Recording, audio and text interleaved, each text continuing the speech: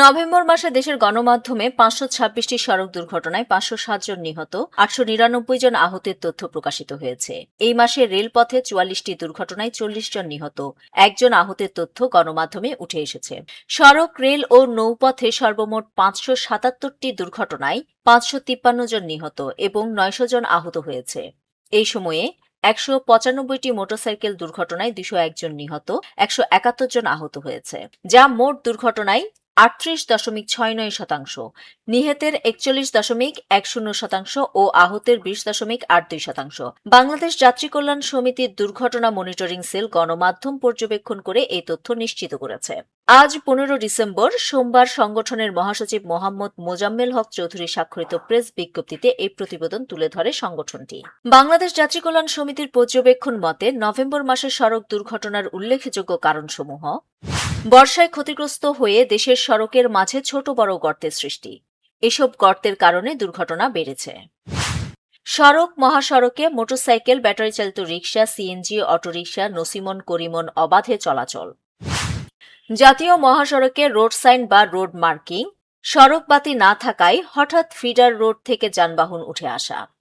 সড়কে মিডিয়ান বা road divider না থাকা, সড়কে গাছপালায় অন্ধ বাঁকের সৃষ্টি। মহাসড়কের নির্মাণ ত্রুটি, যানবাহনের ত্রুটি, ট্রাফিক আইন অমান্য করার প্রবণতা। উল্টো পথে যানবাহন, সড়কে চাঁদাবাজি, পণ্যবাহী যানে যাত্রী পরিবহন। অদক্ষ চালক, ফিটনেসবিহীন যানবাহন, অতিরিক্ত যাত্রী বহন। বেপরোয়া যানবাহন চালানো এবং বিরামহীন ও বিশ্রামহীনভাবে যানবাহন চালানো। বাংলাদেশ যাত্রী কল্যাণ সমিতির দুর্ঘটনা মনিটরিং সেল দুর্ঘটনা প্রতিরোধে দেওয়া সুপারিশসমূহ হচ্ছে: সড়ক নিরাপত্তার রাজনৈতিক অঙ্গীকার জরুরি। জাতীয় ও আঞ্চলিক মহাসড়কে রাতের বেলায় অবাধে চলাচলের জন্য আলোকসজ্জার ব্যবস্থা করা। দক্ষ চালক তৈরির উদ্যোগ গ্রহণ, যানবাহনের ডিজিটাল পদ্ধতিতে ফিটনেস প্রদান। গুরুত্বপূর্ণ জাতীয় মহাসড়কে ফুটপাত সহ সার্ভিস লাইনের ব্যবস্থা করা।